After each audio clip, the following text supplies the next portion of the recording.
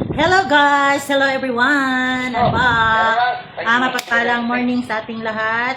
Sana po ay ingatan tayo ni Lord sa buong maghapon ngayong araw na ito. Today is Wednesday, 26 na ngayon, no? Guys, yun lang, challenge ko lang sa akong mga friends, sa akong mga silingan, o uban pa sa akong mga kaigsuunan, tanan na mga kaanakan, unta. Kung naatay panahon nga napa may challenge nato, no. Labi na kung mga bata-bata pa mo. So napay panahon nga mo grow up, mo level up pa mo. So i-grab ninyo na, no, challenge na to. I-grab ninyo na nga makatrabaho mo sa maayo nga kumpanya, nga katong maghulog yun sa inyong mga benefits. Dili lang kay ISIS guys, pati na rin sa kuan, sa pag-ibig, sa PhilHealth. Uy, zero budget na yung PhilHealth guys. Kawawa. Ang PhilHealth na, ang laki-laki ng hulog, sus 400. Tapos nawala na.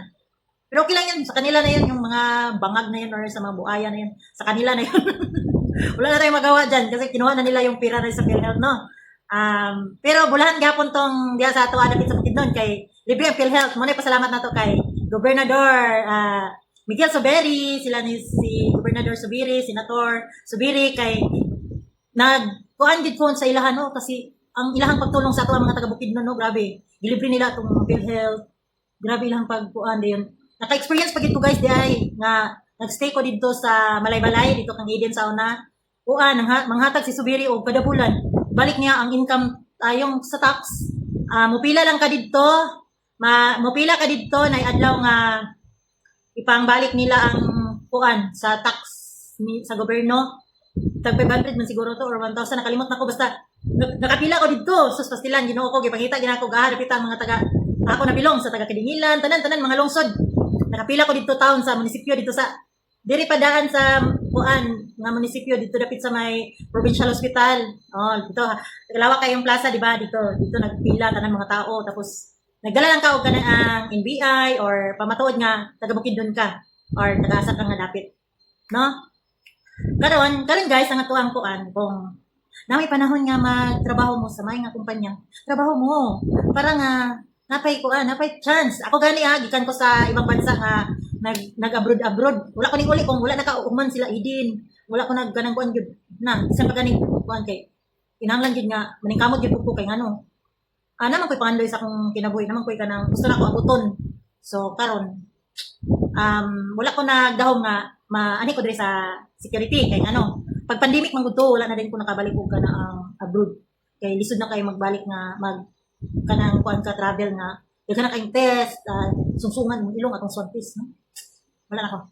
Ayaw ko na mag-abroad, kaya nagporsigido jud ko. Ang akong part nga na uli, baligikan ko sa Malaysia. Kato akong gigamit nga nagwa kog license guys. Mo to nakakuha gid sa license. Kay ngano, mo kuan jud ka og kanang budget. Kay ngano ang pag-training sa pag security dili lang nga mag-training lang ka dito basta-basta. Mamalit mo kagamit nimo guys. Para na mga uniform. Basta pagkaon nimo, pag-travel nimo, papunta dito. So, kinahanglan jud kwarta. Mo to nga kalingan sa Ginoo nakakuha jud ko. Kakuha jud kog license, no? Na pero tabang-tabang sa tuwa, di man na mahitabo nga ikaw mangutana. Kinahanglan nga ugnay ka nang imuhang kapangutanan kay ito mga panahon sa pandemic guys ang kusog gid kay nga trabaho ato nga urag dali ra ka makasulog bodyguard or security guard kay ngano mao tong panahon nga daghan pa kayo diri ang pugo.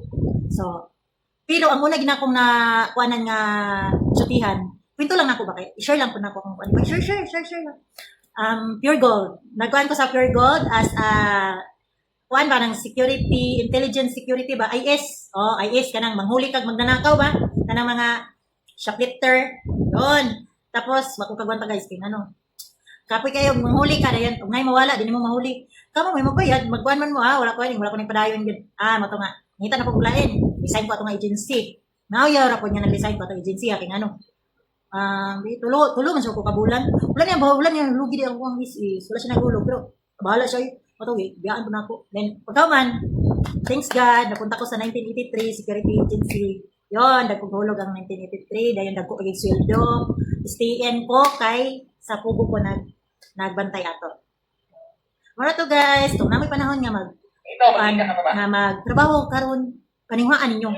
paninguha, ubanan sa pag-ampok o panlimbasog nga inyong makabot. Ampok gid guys, ampok gid. Nahugot din nga pag-ampok nga giyahan mo nga sa pagpang-apply nga madawat dayon mo, mao na.